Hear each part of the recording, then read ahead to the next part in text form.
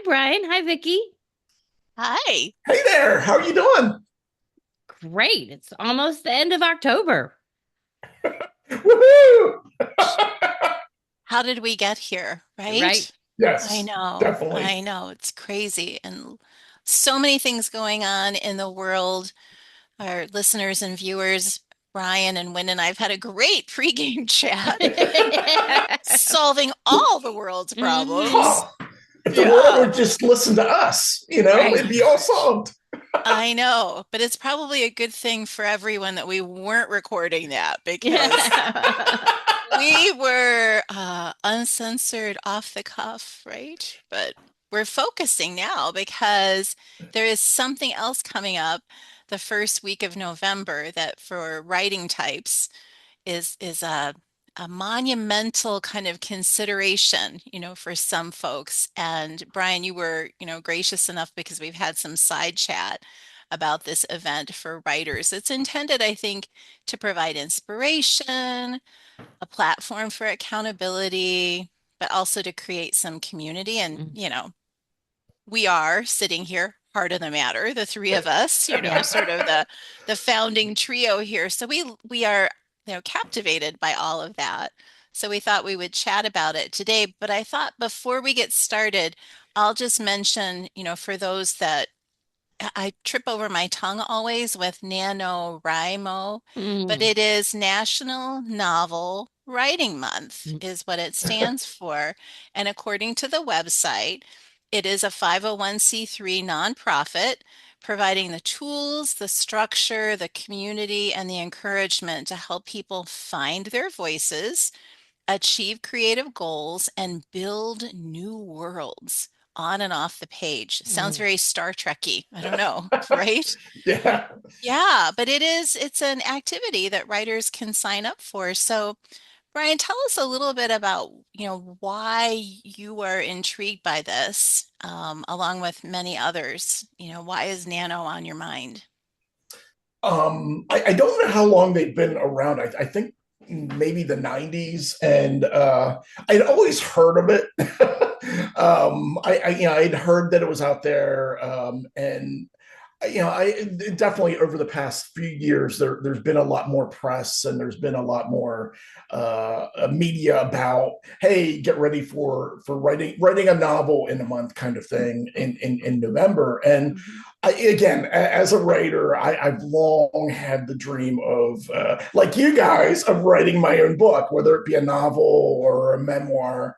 And again, Great. I've looked at thought about it at various points, but I've always sort of let it pass, and I just it keeps coming back to me, Yeah. and it jumped out at me because of the accountability that it brings. Mhm. Yeah. Mhm. Just to be clear, Mhm. I dream of you writing a novel.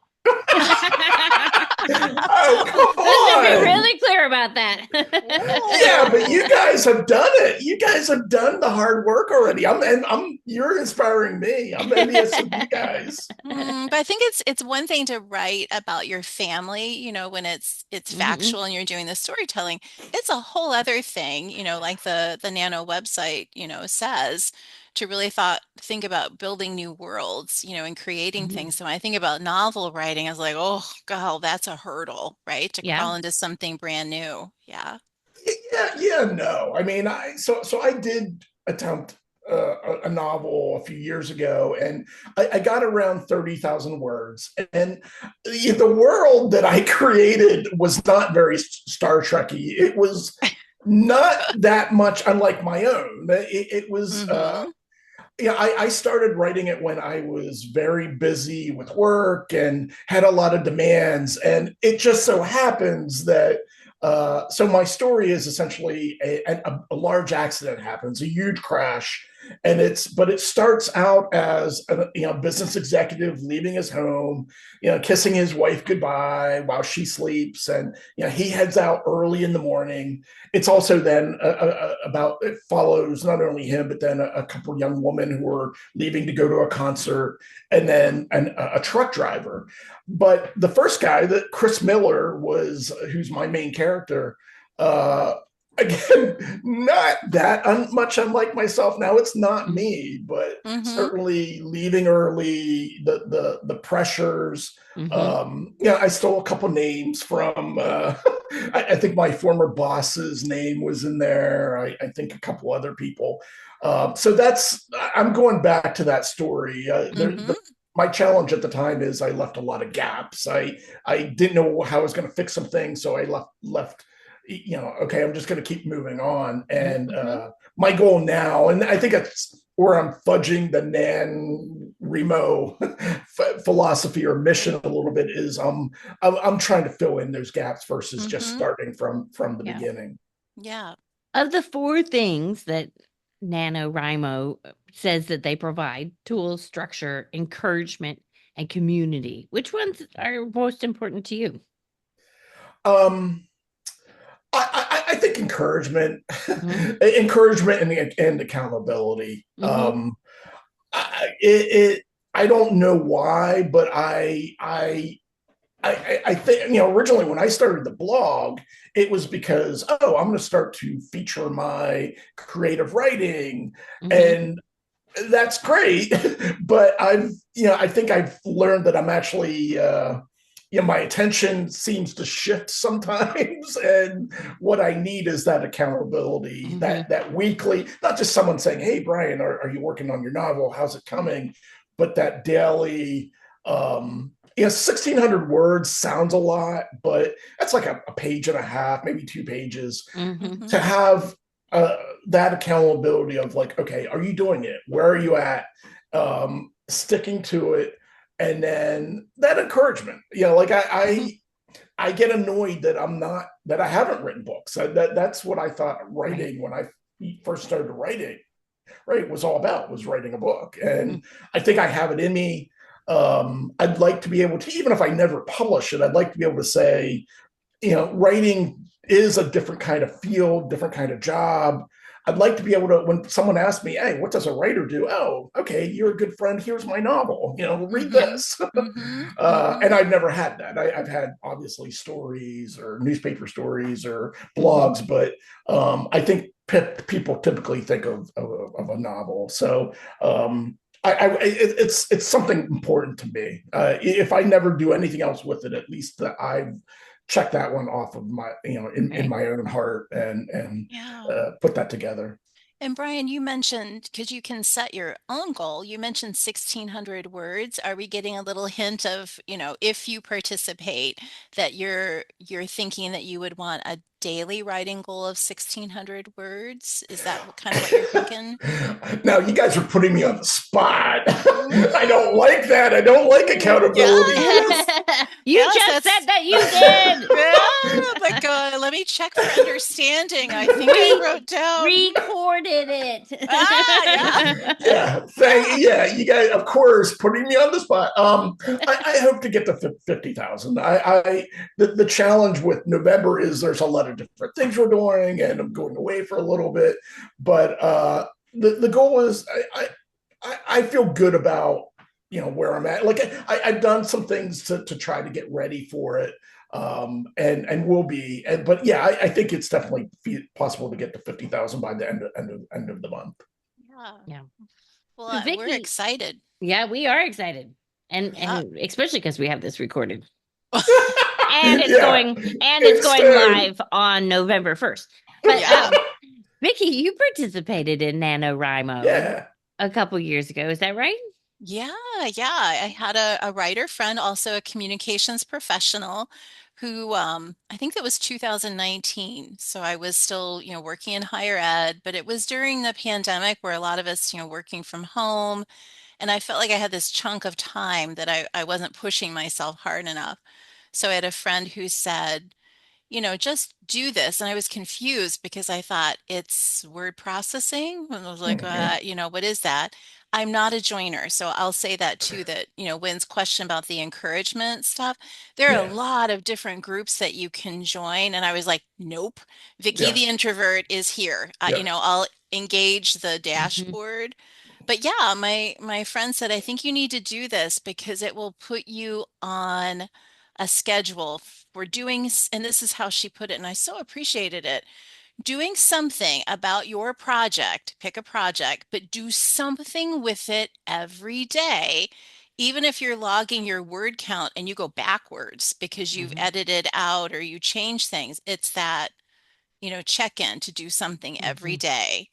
And it helped me. I think that practice helped me to write Surviving Sue in 3 months, Mhm. because I'd been to the boot camp. Yeah. Yep, yep. And I think there's some. That's why I'm being hard on myself, but then also flexible to modify it at least to make it work for me. That again, I don't want to stop after the first week. I understand that there are going to be some days where I do step back, and maybe I do a little bit of editing, which I know they don't like you to do, but.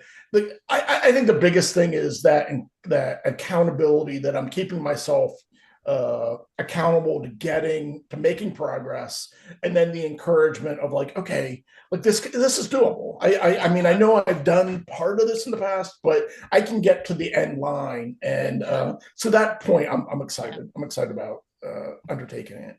Well, Well, and what it's part can we about do? setting the it's setting the schedule, right? So that Yeah, you can know that you can do it every day. yeah, Um, Yeah, it is a yeah, little hard. As you pointed out, it's November and then there's December after that, both months with sort of big interruptions that make it yeah. um yeah. I mean, I'm trying to help myself. Like I've written ahead from a blogging standpoint so that I Okay. don't have an excuse to not write. Like, oh, I need a mhm. blog. Well, Well, that's a that's taken care of. Yeah. mhm. That's good And because we were going to ask you like what's your game plan? So that's one thing. You're trying to look at your other writing tasks and kind of make space because you have to, right? yep, yep, yeah, trying to make space. Again, being managing schedule. I will be probably certain things I'll be giving up a little bit, like less TV, less stuff like that, and Yeah. that's good. I mean, it's good to Mhm. be disciplined. Again, more or less making sure that I'm taking time each day to work towards the project, and if that means less leisure time in the evening, or if that means getting up a little bit earlier in the morning, Mm-hmm.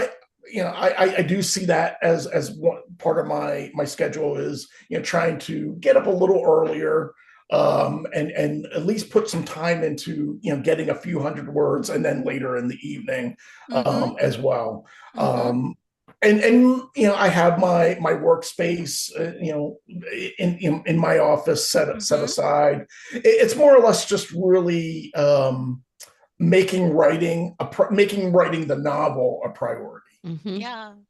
But I like Um, what Wynne said too about remembering that sometimes in order to get there, you might need to go take a walk.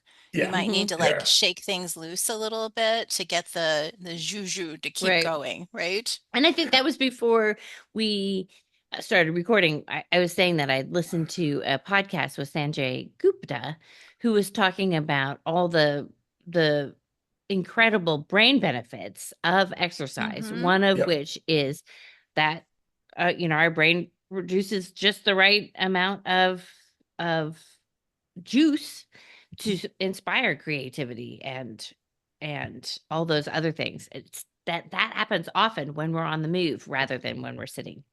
Yeah.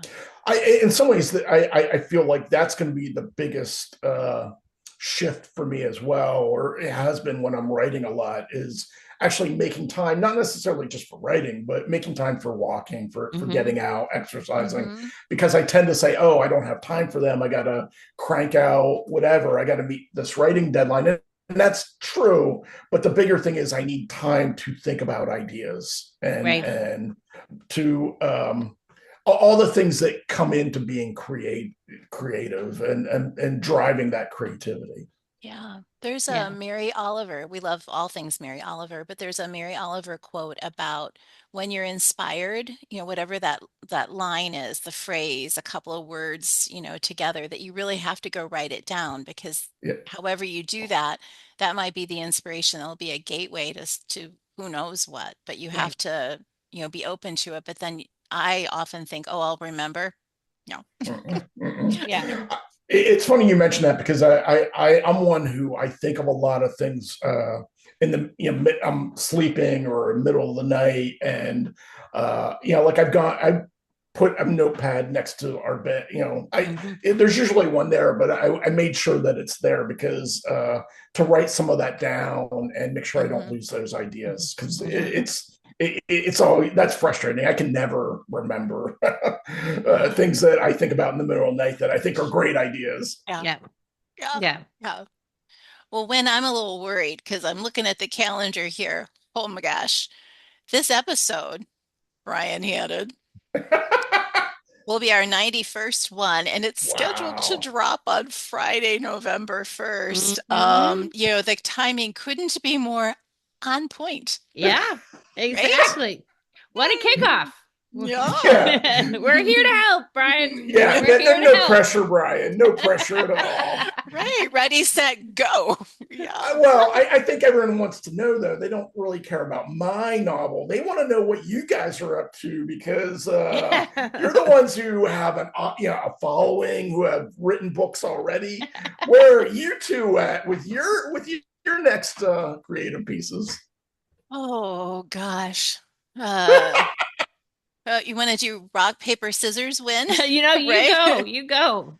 Uh, Wynne has been so gracious, and two other beta readers that, I've gotten myself through the writing of my novel, and Wynne had more than one sleepless night, I know, kind of reading, giving me some rich and wonderful feedback. But that's why I'm intrigued about Nano this time, about the accountability for the editing, because now I'm absorbing really great feedback.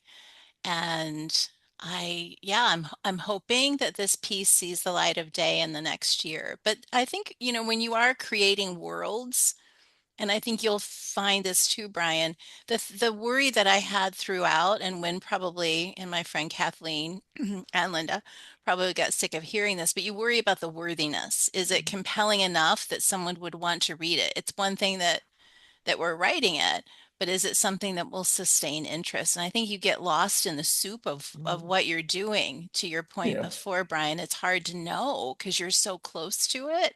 Yeah. So I'm in the thick of it too. November 1st is coming, and I got a deadline by Thanksgiving. I'm gonna crank it out. That's awesome. That's great, and I do understand that. I think the last time around, I definitely felt that, like, okay, that's one of the reasons why I stopped. I felt like it was just gobbledygook. Like, there was no one that's going to read this, and that's why I'm going back and really trying to make sure that I have enough conflict, and make sure that that mission, or that overall goal is there throughout the story. Yeah, but it's hard to know when you're doing it. Yeah, Yeah. But when definitely. you've got like five different ideas that are mushrooming about creativity and kind of projects of other sorts, is there anything that you want Yeah. to go on record about Well, today? I think Deirdre Wilcox, who's my meditation teacher, and Mm-hmm. she's been on this podcast, she has this practice, it's at the sort of inflection points of her day to stop and think about what memories, what's her takeaway. And Mhm. I've started trying to do that with sort of writing shorter things, just, Mhm. publishing a picture, and with a, small caption of Mm-hmm. capturing those awe moments. Um, Miss O said to me the other day, she's like, you know, extraordinary is just extra and ordinary. Oh, oh And my it's gosh. finding those extra things in our ordinary moments that have sort of captivated my attention. But it's trying to write like those 20 words that mean something. That's what I'm working on. Mm-hmm. Mm-hmm. That's awesome. That is really awesome. That's Yeah. cool. And I'm often sharing with Wynne, and I would say this about your blogging too, Brian. There's so much, that both of you, having been doing this for as long as you have, there's so much to mine for inspiration and things that you have written.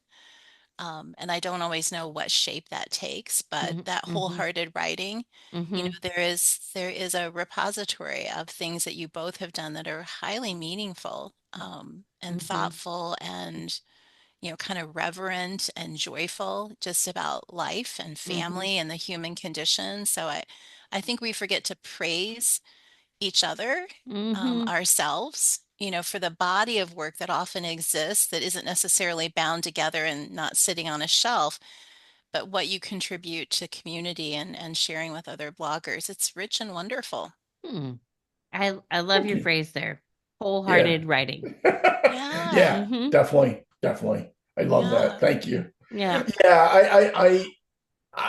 I do stop myself sometimes because I want to write a novel and it's wonderful, but in some ways I think there's at some point I do want to pull together my blog pieces and pull that into a book or a story, because that I think is what life is all about. It's finding the joy in the everyday that I at least gets me very excited. So I think you're onto something there. Yeah. Well, and we podcasted last year around this time with Rick Camphor, my publisher friend, and he has a book, Father Knows Nothing, that is delightful, but it is a compendium of stories, from his parenting journey that, I think people forget. And he pulled from other things that he had written and published, and I think we forget that those things, it's in the packaging and how we pull things together. So I think often of the one of the books that I loved growing up or as a teenager, everything I learned in kindergarten by Robert Fulghum. I mean that the same kind of idea. I love that idea. Yeah. Oh my goodness. Well, this was fun. So fun. I love this. Here's the wholehearted writing from all of us. And everybody listening. Brian, thank you for coming on and inspiring us, and Vicki with your commitment to, this encouragement and community as well. Yeah, our pleasure. Thank you.